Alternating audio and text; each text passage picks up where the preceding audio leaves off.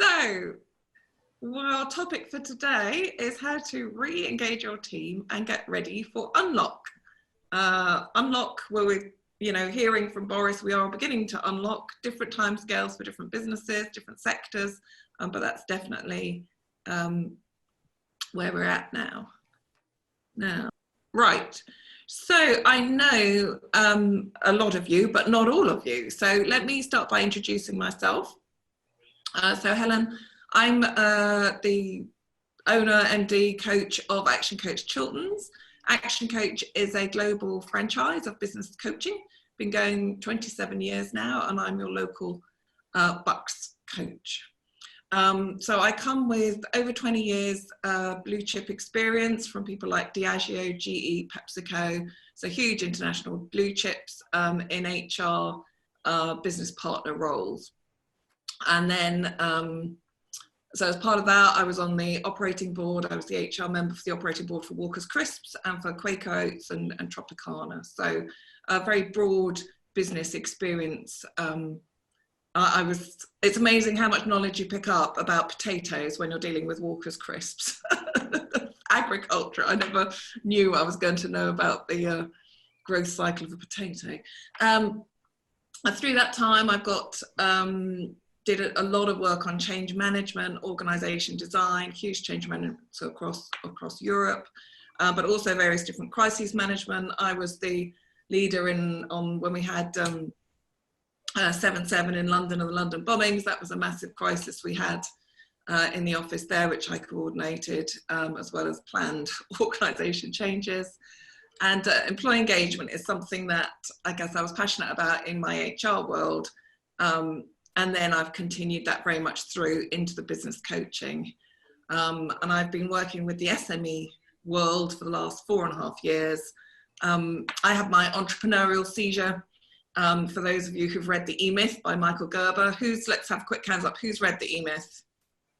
Physical hands up. I can see you.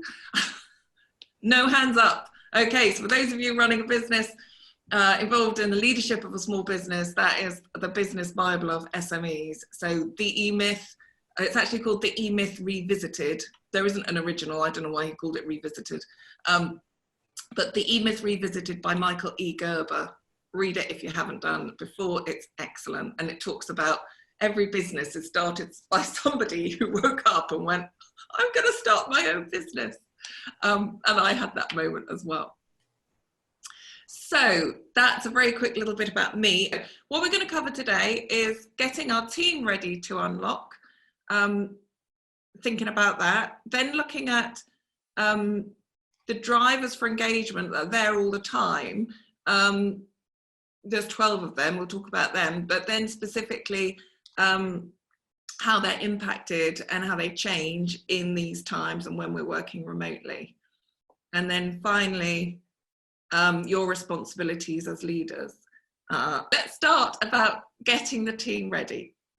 So as I was thinking about this, I was thinking that potentially we've got two situations, and some of you will have both, but situation one is going from a furloughed situation. We're bringing team back from furlough to actively working, and that active working might be at home or it might be in the office or in another setting like the nursery setting. And then the other situation is moving from working from home to working back in the office or in a collective space. So I've kind of broken those down into two. So we'll look at both aspects.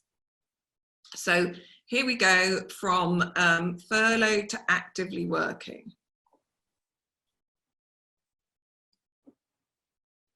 So first off, I'm just going to click this. I'm not sure if I keep my clicker there, it should work. So firstly, furlough to active working. The first thing that came to my mind is, especially for those who have team who have children, depending on what happens with the schools, which is very unclear, as a number of you know, because you're connected to them.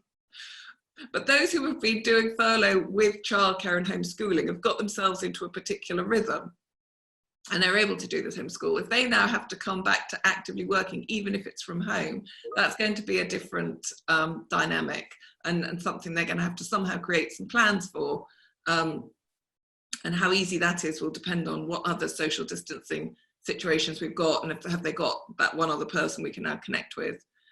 So I think that is going to be a big consideration for people coming off furlough. Now some people have been managing this, actively working with kids at home. Quick hands up, who's doing that already? Yeah, so a number of you have got used to the idea of somehow muddling through, and hats off to you. I'm so glad my kids are older, so I have huge respect for anybody trying to work, working and doing homeschooling. People who are on furlough and doing that haven't had to juggle that quite yet, so that will be a first step. So if you've been going through that, at least you'll have some insights into advice on what's working, etc.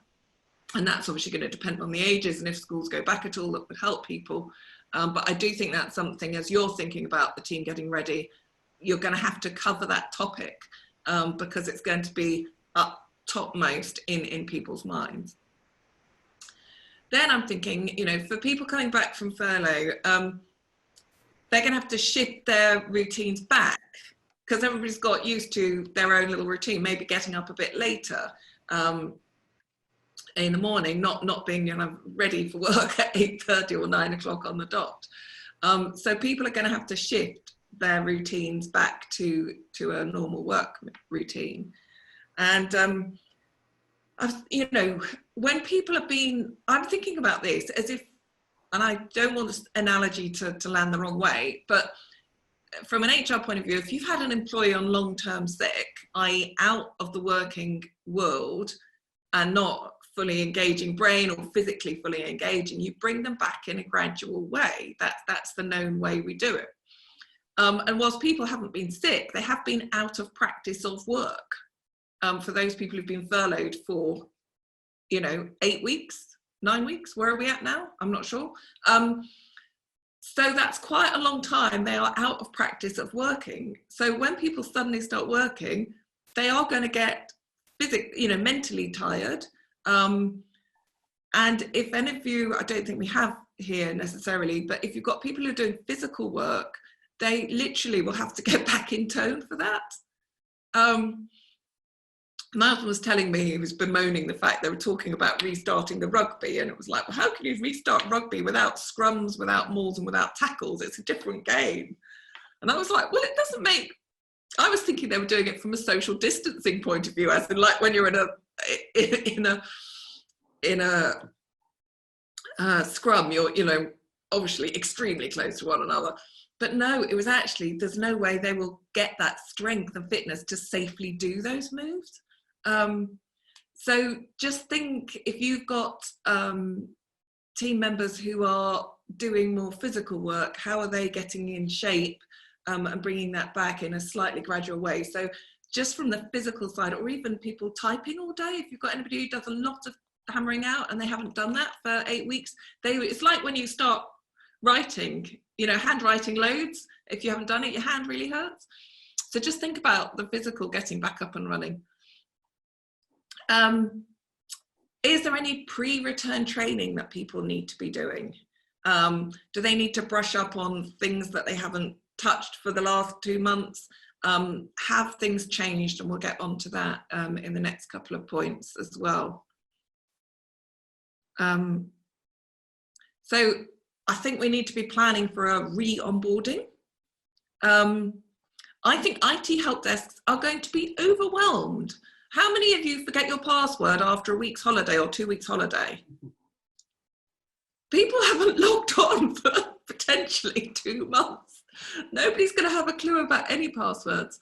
They're going to log on. All the systems are going to want to instantly upgrade. You know, all those upgrades that happen 1 a week. Well, there's 10 of those to catch up on. People might come back to a huge backlog of emails if they've truly been furloughing and not logging in.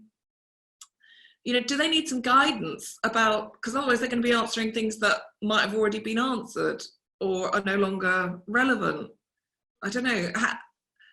Who's, Charlie, I guess if you're furloughed, are you the only one currently here furloughed? Are people keeping up with your emails? Have you been allowed to keep up with your emails? Is that part of your furlough or not? Well, my emails are forwarded on to one of my colleagues who's working. Right. So I can look at them, but I'm not allowed to respond through my work account. Yeah. But we have got WhatsApp groups, and I have got personal email. But hopefully you won't come back. When you come back to your inbox, it will have been managed by someone else. Yeah. That's the plan. Great. Well, that's a great system. It would have been dealt with, put it that way. Yes. Okay, so you're not coming back to a backlog. But I just want you to start walking through, what is this experience going to be like? I've got a whole nother slide on business update, because businesses have changed hugely in the last 2 months, you know, and the environment we're operating in, our customers' environment has changed. A team reconnect. Now, good employers will have still been connecting with furloughed people. I hope you've still had a team powwow or something once a week, or at least just to keep connected. But even that is going to feel a bit distanced, and would have been on Zoom. So we need to reconnect with everybody. Where's people at? How have they been? And not everybody would have been very active in those, because we've got different styles. So we need to understand that. And we need to be re-onboarded to process adjustments. I'm sure I can't think of any business that won't have to adjust to working in a coronavirus environment, whether that's with clients and the client interface, or in the office interface. So just think through all of these things that need to be included in the re-onboarding. And then finally, just equipment check. You know, is there kit? Obviously laptops and things that haven't been used for a while, or if you're back into the office, equipment there that needs checking as it's working safely, because that hasn't been used for a while. Anybody found their car didn't start when they tried to use it again? We've got a flat battery car on the drive. Husband hasn't been using mine when we popped out, and his hasn't been used, and it's now, I was like, there's no point starting it yet. It can stay there a bit longer. So the other side, as I said, so that's the not working to furloughed to working, and then also home working to the office, things we need to consider here. So how, and this might also be people getting to work if you've got more of a consumer, you know, you're going to people's homes to do your business. But revised travel plans. So anybody who travelled by bus or train, there's going to be, we know, so much reduced capacity on that. So that's not going to be such a reliable transport. A, we're advised to avoid it if we possibly can. And B, if they do need to use it, the likelihood of it being, you know, they might have to wait for another one or the next one because it's full for social distancing. So I think people will look at alternative ways of getting around, and therefore when they arrive with you, if you've got more people coming by car, where are they going to park? Or, you know, if people are now cycling, do you have somewhere they can lock up their bikes safely? So do these arrangements need revising, expanding, different solutions so that people can actually get to work safely? If nobody's been in the office, does it need a nice wake up to be ready to welcome people? I think people are going to need, we talked about reassuring people, people are going to want to know that they're coming back to a deep, cleaned, safe environment. So just make sure things are run through. If things really have stood still, you know, you want to make sure the water's flow through before, if everything's been standing still for 2 months. It's like, you know, buildings have been shut down. I'm thinking of the National Trust when they, you know, lock everything away for the winter, and then but we never really locked it down because we didn't know we were going to be doing this particularly for this long, did we? So just somebody needs to go in and wake up the offices or the childcare settings or wherever you are, and make sure they're ready to work back into and suitable. And then how are you going to operate social distancing in the workplace? So it seems there's a couple of areas to think about, and actually Rob is much more the expert in this space than I am. But there's changing the workplace so you're more distance, and then reducing the number of people in the workplace at any one time. So that's by doing some of these initial bullet points here, offsetting the shifts, so not everybody's in at the same time. Maybe people are part work from home, part in the office. So I've heard of people, yeah, every other day they're in and it's split. Sometimes the people who are coming in are the people who have got the least suitable environment, or they're struggling the most to work from home, whether that's because their environment is not conducive to work, they haven't got the space, they haven't got a proper desk, or they've got 10 kids running around, or indeed just personality wise they're much more effective in the work environment, whereas some people are actually quite happy and quite nicely set up at home. So different ways of working out who's in and who's out, just to reduce that. I've seen different numbers bandied around, but anywhere between 10 and 25% capacity of people in the office compared to what used to be there. So that means you've got a quarter to a tenth of your people in compared to who used to be in. So that's quite a drastic reduction that people are reporting when they look at how they can space out. Then we've got partitions. So if desks are very quick, the perspex partitions, or spacing out the desks if there's the opportunity. I was just looking around my office, which is not exactly a complicated office, at the shared equipment that goes on, and where we might want to not pass phones around, we're going to actually transfer. Maybe we all need a hole punch or a staple, we're not going to move those around so much now. And how are you going to keep those high touch areas clean and regularly wiped, etc. And these will be different in different settings. And your wraparound care and Little Oaks Nursery, I mean, the amount of things people are going to be touching is just huge. So how you can, I don't know, limit that, and I'm sure you've got much better thinking there, but thinking how this high touch area can be handled, and then obviously making sure there's access to the right cleaners and the right cleaning regime. I think that's the last point on that slide. And finally, but actually I think one of the most important things is this welcome back feel. I think that there's what we've talked about up until this last bullet is very practical, but I think this is actually more about the emotion here. How we can allow people to reconnect. I think we need some informal time. We need to get back together as a team. We'll talk about some of that. Can you do anything to the office to have a welcome back feel to it? Let's just stop there. Has anybody had some thoughts about how they're going to do this?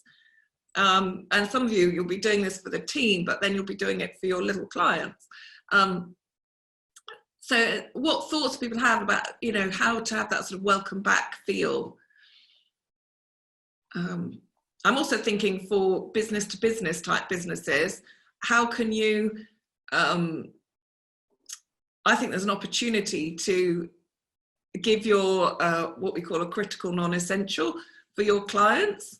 So as they go back into their offices, can there be a little fun gift or something that would be helpful or cheerful for your clients to have as they go back to work? A bunch of flowers, or, flowers through the door or something. How can you make that welcoming and a bit extra special? Any ideas or thoughts? It's in the chat box.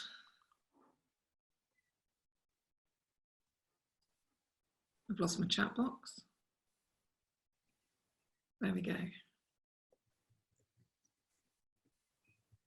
Any ideas? Oh, it's very quiet in the chat box.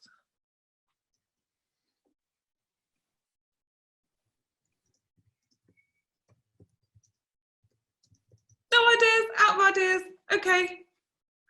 Or am I, practical gifts, yeah. That's great, I like a pack. So everybody could have, a pack. So welcome back to your desk, here's your PPEs for being at work. Great, thanks for that, Charlie. I'm actually making, inspired by the Great British Sewing Bee, I'm actually making face masks for my team as a little kind of something from me saying welcome back. That is really lovely. Like the personal touch. Brilliant. You might need to wash them before so they're not all full of water. Yeah, yeah, absolutely. That's great. So yes. So oh, more or less outdoor nursery. Yes, that would be popular. So how could maybe welcome to the outside, little banners and bunting or whatever it is.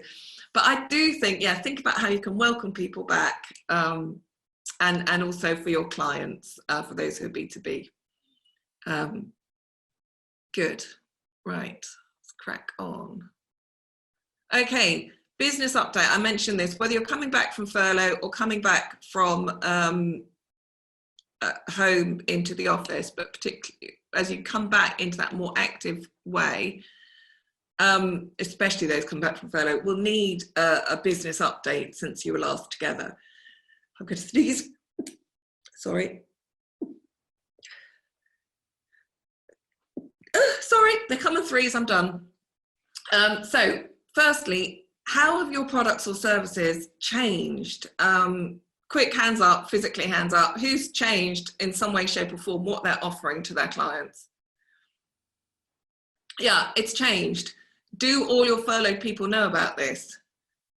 Maybe, maybe not. Do they know as much as they need to know about that? Just make sure that is summarized, and also it probably keeps changing and tweaking as the environment changes and our clients' environment changes. We need to keep pivoting. So I think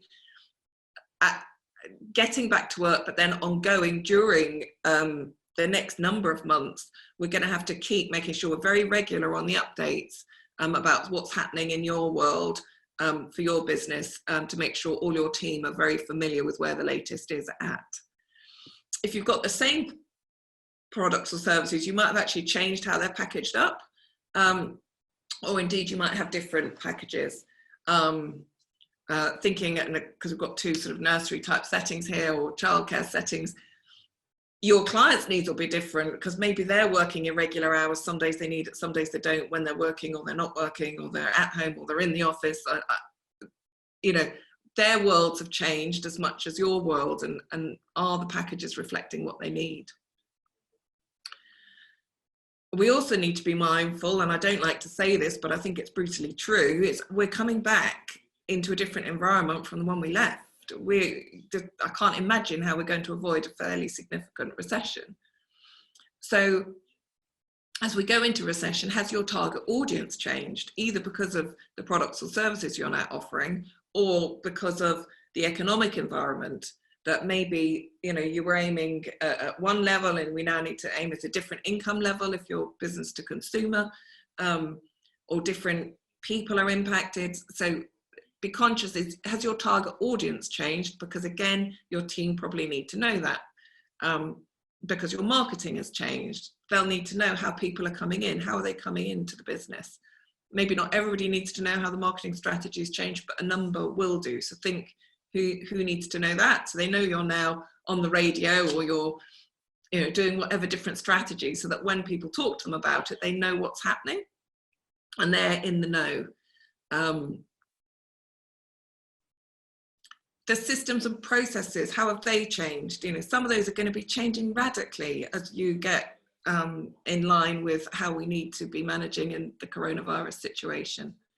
So either physically, the cleaning, the social distancing, etc., those systems and processes will be changing for that.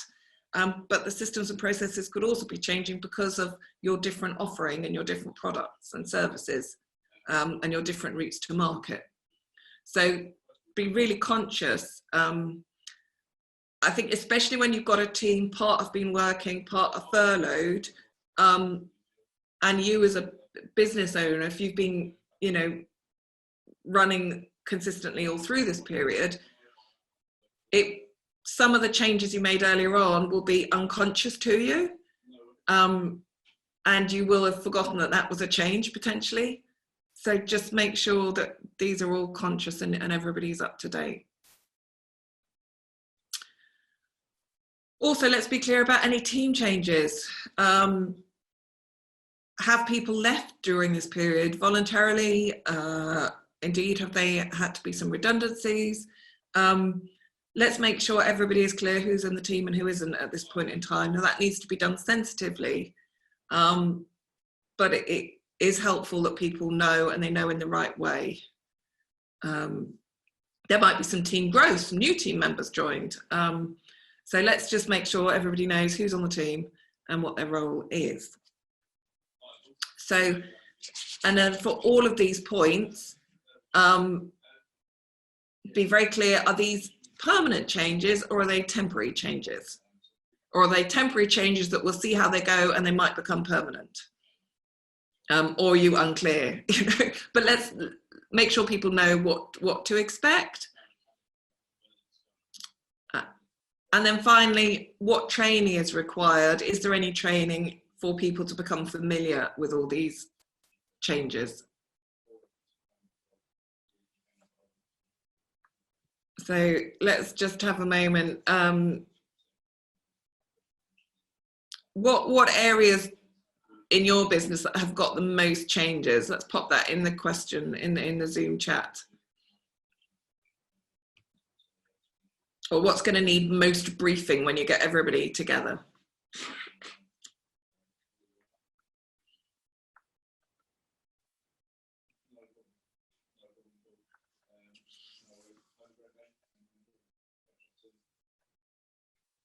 Okay, too early to tell, no plans yet to change the current working model.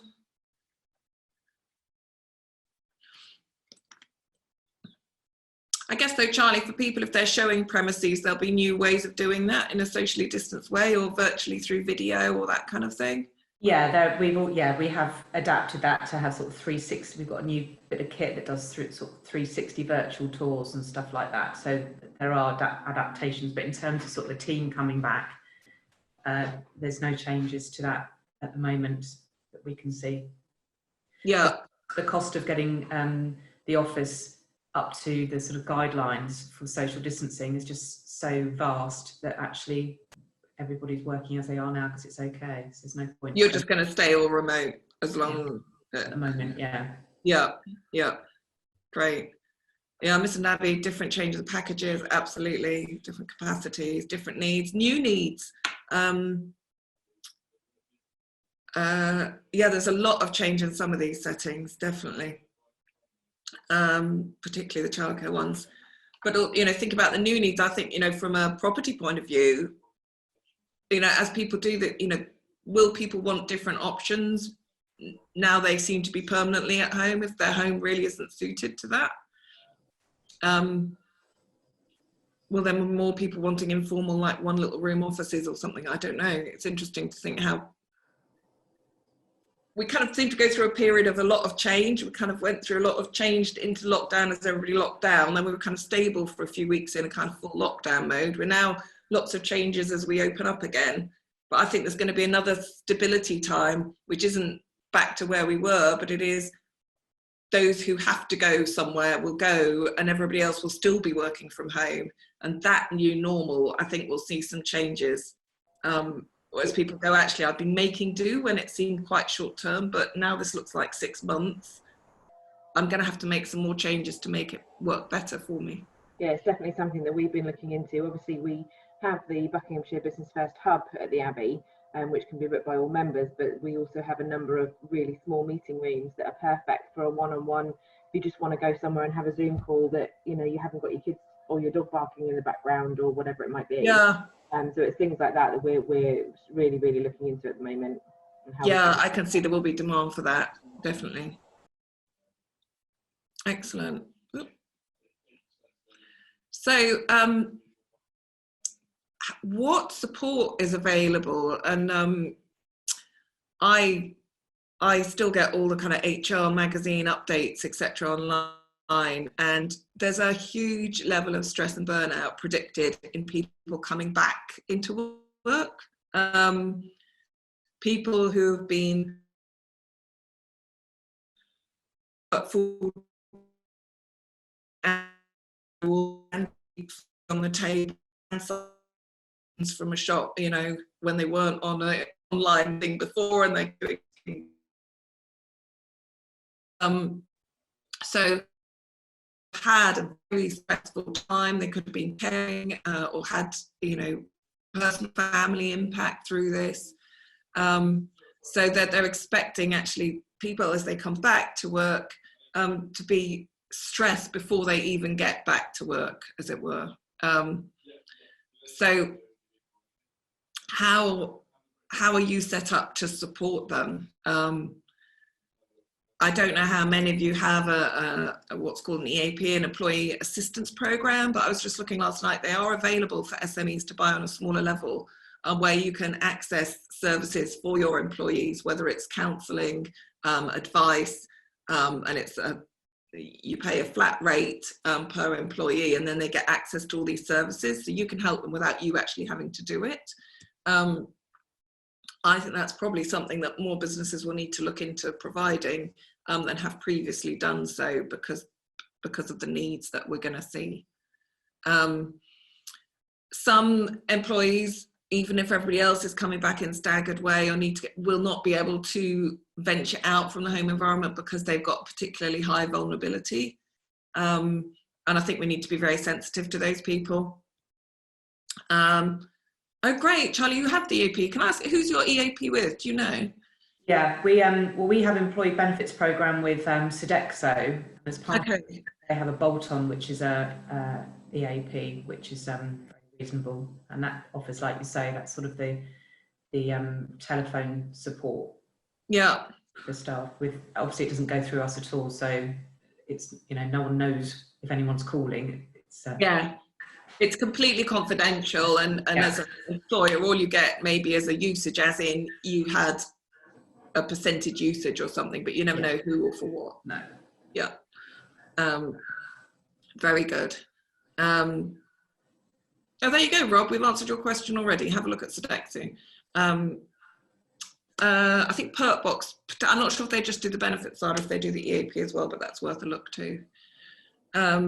So yeah, be conscious about who might be high vulnerability, and you might not have known previously that they were. I've discovered all sorts of people who are asthmatic who I had no idea were, and I didn't need to know, but we kind of do now need to ask those questions. Are you able to? Is there anything we need to be aware of in terms of you coming out? People will still need to be potentially managing other home responsibilities like the children or elder care or supporting people, so we need to be conscious of that. And this concern about personal safety out of the home, I detect hugely different attitudes. I don't know if anybody else has come across this. Some people are quite gung-ho. My two sons in particular, yeah, we'll just go, you know, they're not worried at all about catching anything. I wish they were a little bit more, you know. And then others are incredibly fearful about venturing out at all. And I don't think there's any right or wrong here, but that's a dynamic that I think you need to be conscious of. And as you're inquiring employees, if you do need to get them back into a work setting, then reassuring by saying everything that is done for that personal safety, and explaining that and understanding, is there any more, what would make them feel more comfortable, asking that from their perspective would be helpful. People might also be having significant financial concerns if they've been on furlough on 80% salary. You don't know what other members of their family, maybe another member of the family has lost their job through redundancy, so they're down on family income. People have got these kind of concerns as well, and the EAP will help with that too. Often it provides for the support. And then I'll finish up with just the 5 essentials that all human beings need to stay strong and fit and healthy. So monitor for yourself, but also monitor for your team. So sleep, are we all getting the right amount of sleep? Are people actually getting the time in bed to sleep, or if they're in bed, are they managing to sleep? Because there's a number of people who are worried and therefore not sleeping well. So is the quality of sleep there and the amount of sleep there? Is their diet good? You know, are they eating a rainbow every day? All those good things to help our immune systems. Are we staying hydrated? I'm doing not very well today, so this is my, I have to drink this every day, which is still not enough, but I'm not I prefer the tea to the water, so that's my mission. Are people taking exercise? So I heard some people had done their run this morning. Brilliant. I did my dog walk. Are you getting out there, and are your team getting out there and exercising? And then also just giving your brain some downtime, whether that's mindfulness, meditation, a number of different routes to that, but actually just letting go, the grey cells having a little break too. So how can you support your team get those 5 essentials in, or just check in on them, and at least talk about them, because they may not even know that those are the 5 things they need to be focusing on. So how are people feeling about their team and how much support they might need here? Are people already experiencing the need for a bit more support?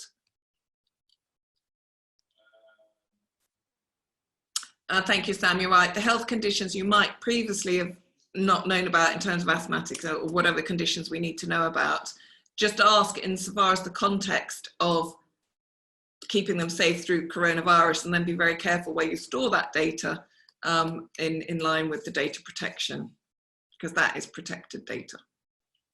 Thank you, Sam.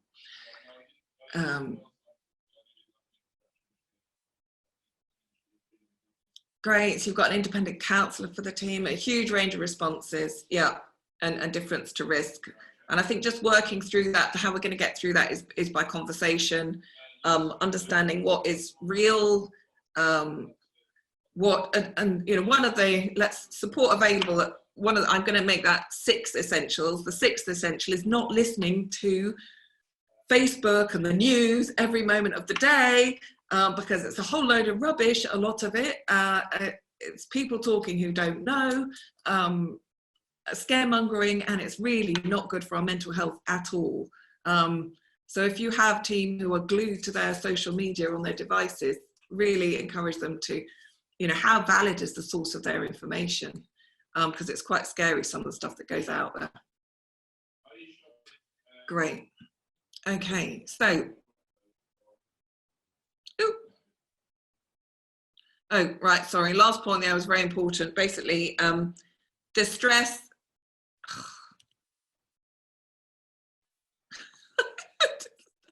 randomly click here. So, sorry about this, okay. The stress will spill over into workplace is what I'm trying to say. People can't but help bring this stuff because it's about them, it becomes them, and it will come into the workplace. So whilst it might not feel like it's your business and the detail of it isn't, helping manage that for them will have benefits, because that will manage what then does come into the workplace. So second section, drives engagement. So what drives engagement normally day to day, and let's think how that impacts us in this scenario. So there was some excellent work done in the 1990s, I think it started off, by a company called Gallup. Who's heard of Gallup? It's a global international research polling kind of organization, and they literally interviewed hundreds of thousands of employees and managers and discovered the 12 key questions that are most important to somebody's engagement at work and what makes them engaged. And these are in priority order. So first up is, do they know, so do you as an employee, do I as an employee know what is expected of me at work? Do I know what I'm meant to be doing? Now that sounds obvious, but there's a number of people who don't have a clear job description. So have you got a job description? Do I know what standard is expected? Do I know how much of volume I'm meant to get through, or what quality I'm meant to do? Is all of that really clear? Because if I don't know what I'm really expected to do, that is the biggest driver to disengagement. So how clear are you about what is expected? And as we think about that in these situations, have those expectations changed? And are you clear about how those expectations change? So you might need to reset expectation.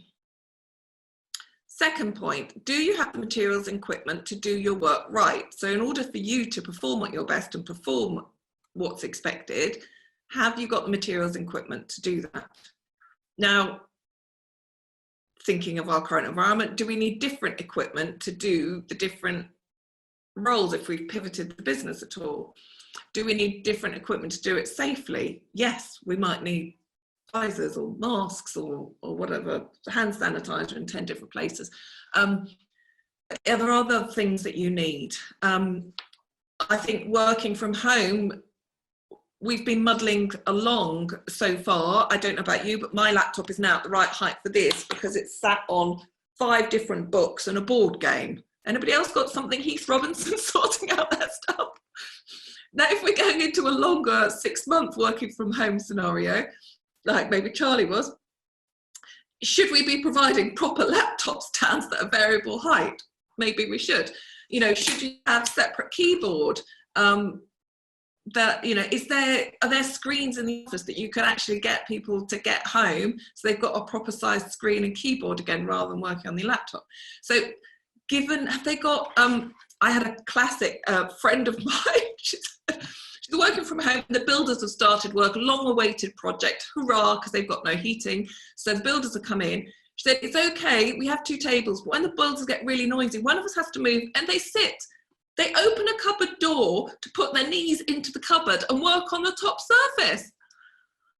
I'm like, oh my goodness, that is not practical for the long term. Have you got employees doing crazy stuff in, you know, if they're living in a 1-bed studio, they might not have had a table.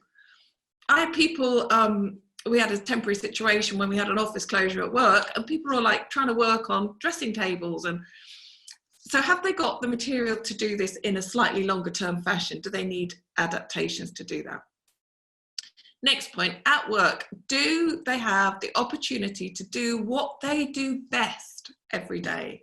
Are you playing to their strengths? Are they allowed and enabled to play to their strengths every day? This is the kind of round peg in a round hole scenario. So how much of their job is really aligned to what they do best, and have they got that opportunity to do that every day? Every word of these sentences is important. So you might have changed the role due to the new pivoted provision. Can people still do the bits that they're really good at, or is that bit moved away? If it has, be really conscious and see, is there a way of getting an alternative aspect that they're really good at, that they can still do that?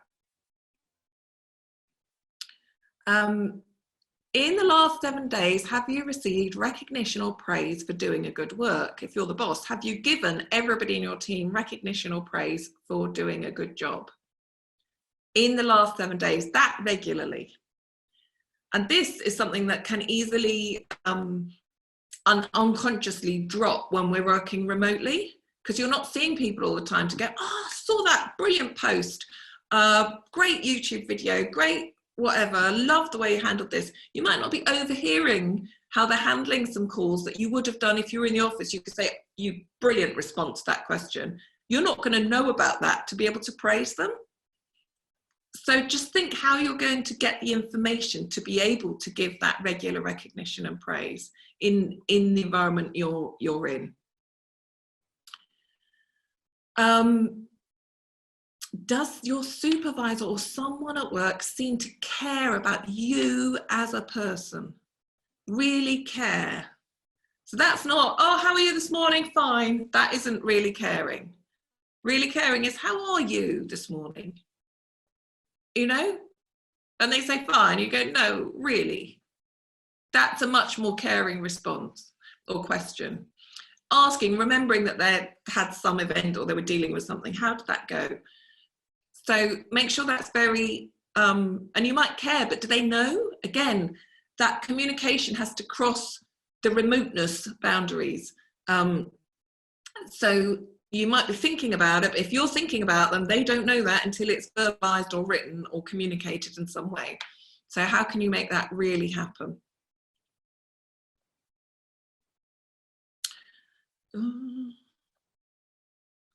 Is there someone at work who encourages your development? So are you, as the leaders, encouraging the development of each member of your team.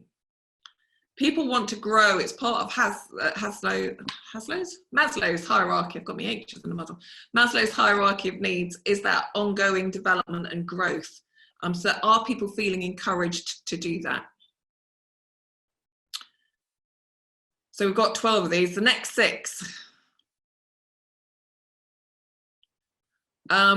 At work, do your opinions seem to count? This is really important, that people's opinions count at work. Now, when we're together in a normal setting, all together, it's quite easy to go, oh, what do you think about this? When you're remote, you might forget to ask those questions, or you think, oh, you just go on what you think yourself rather than ring round everybody or get everybody on a Zoom call. It's those little informal things that you would have just stuck your head out and maybe shouted across the office. How are you going to do that in the virtual way now? Because it's really important people have that opportunity to give their opinion and contribute. So check you've still got those opportunities in place and create them if they've diminished at all.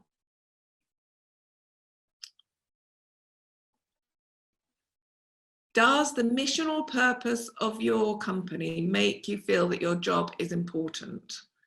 That, again, is really important for people's connection with the business, their emotional connection, that they feel that what they're doing is important. And I think especially at the moment, you might need to help people make the context between what they're doing and how that is vitally critical in our environment today. One of my clients is a marketing, she runs a marketing agency, and just hearing her so buzzed up after they took on a new client who started manufacturing the visors, and then the first people to do the children's sized visors. And she is so buzzed up because there's such purpose behind what they're doing now. She's like, oh, everything we're doing on marketing is working, and we're getting, basically she's reaching all these people and helping them all get actual right-sized visors. It's made a massive difference to her motivation, and she's a business owner. So imagine what it's doing to the team as well.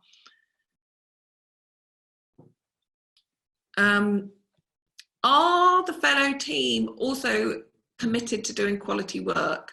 That's a big, imagine if you're there doing your best, but you know that other people aren't, or you're feeling let down by others.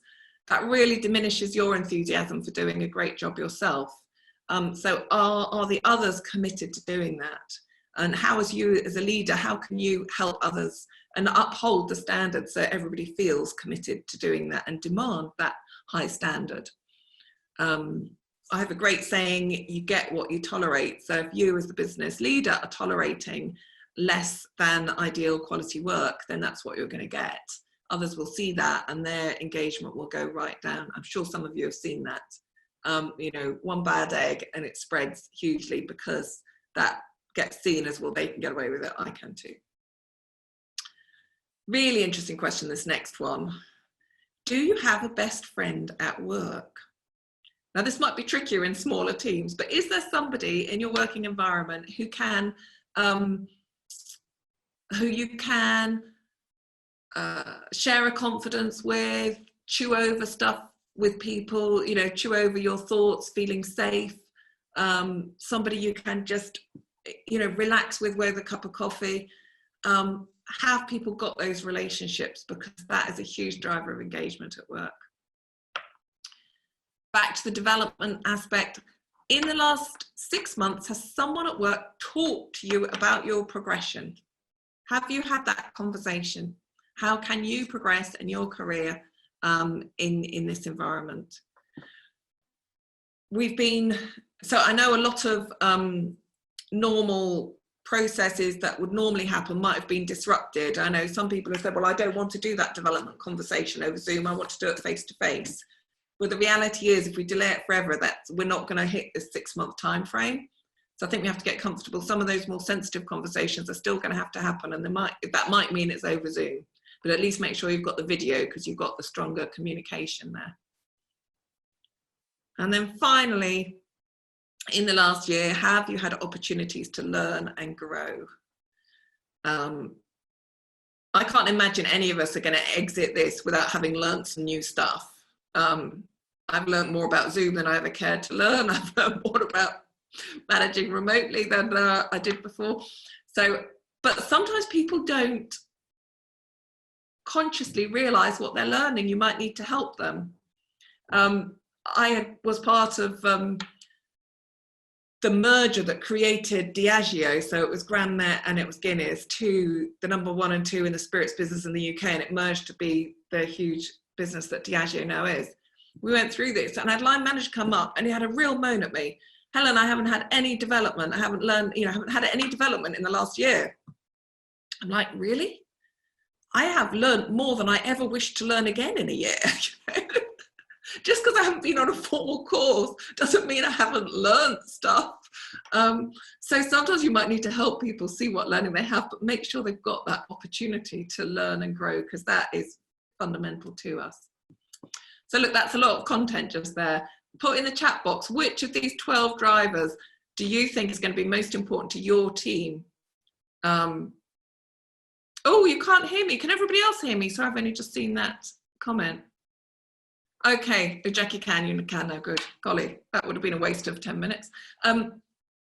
So pop in the chat box, what driver engagement has just resonated that you need to up, maybe for your team, that is going to be the biggest watch out for you?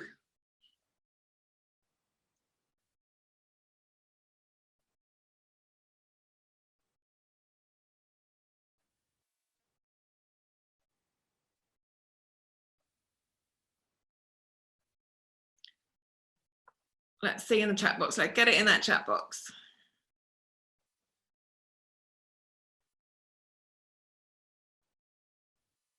Number 2 and number 7, do the opinions seem to count?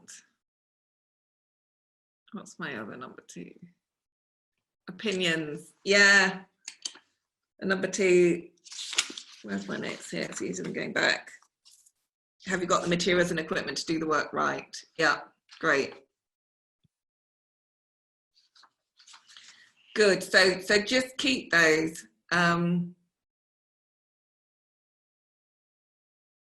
Susie, they are all closed questions. Yes, so I guess the question is, yeah, if you were asking your team that, the answer is yes or no. Do you feel your job is important? Yes or no. Then the follow-up one is what leads you to think that, etc. Yeah. But yeah, 8 is hugely the mission. And I think as that changes, the role that you play in the community is going to change. That will be important for people to connect to that. Great. Okay. Last slide, I think, of content coming up. So throughout this, we also need to be super conscious that your role as the team's leader continues. In fact, it's amplified. So nothing I'm going to go through here is going to be different to what it would be in a non-COVID time, but it's just dialed up. So number 1, you have to be passionate and confident as the leader of your team. If you are not passionate, confident, up for it, full of energy, they are certainly not going to be, because they're going to feed off you. They're going to feed off your passion, your energy. So you have to set the tone. So make sure that is really visible. And how do you're going to have to show that in a different way, potentially. Because if you gave everybody energy the way you bounced into the nursery in the morning, well, actually they will still see you, because but less people. If you're in an office, just think, is it still visible what you're doing? We have to set the direction.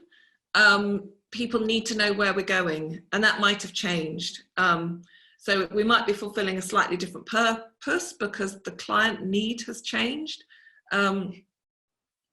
And there might be some tweaks to the culture, safety and security has just come right up. But be clear to set that, maintain that, and communicate that, and just keep people.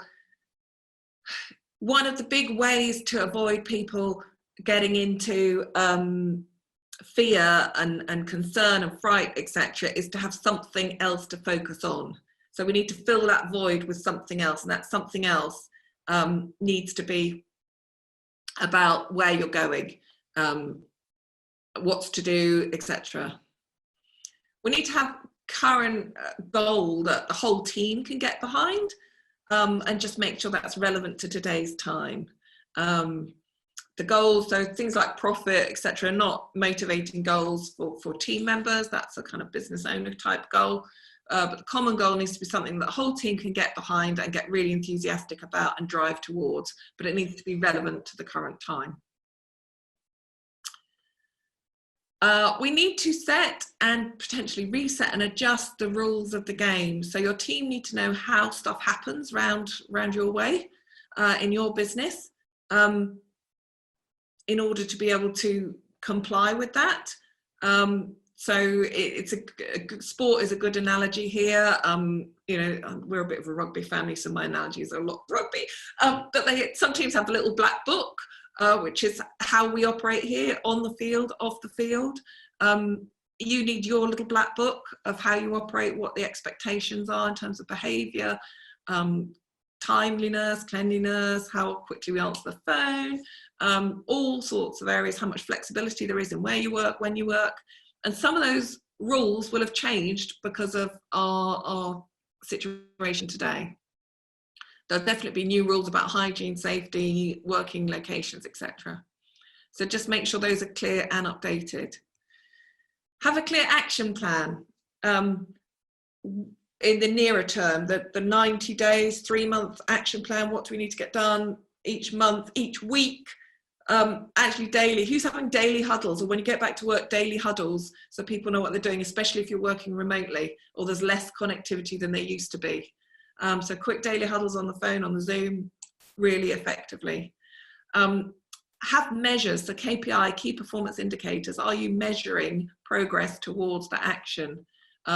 There's all sorts of ways of measuring things, whether it's time or quality, getting feedback, number of calls, whatever it is, make sure things are being measured so you know progress is being made. Number 6, let go. When people have got the rules of the game, they know how they're meant to be doing it, they know what's meant to be happening, they've got a clear action plan, you then have to let them get on and do. There is nothing more demotivating than being micromanaged. Who's been micromanaged in their career? Quick hands up. At some point, most of us have suffered that somewhere along the line. And I don't know about you, but for me, it has the X out. It's like, if you want to do it, go ahead and do it. I don't need to do it if you're going to do it. Probably not the reaction they were hoping for. That's why I'm now running my own business. You have to let them get on with it.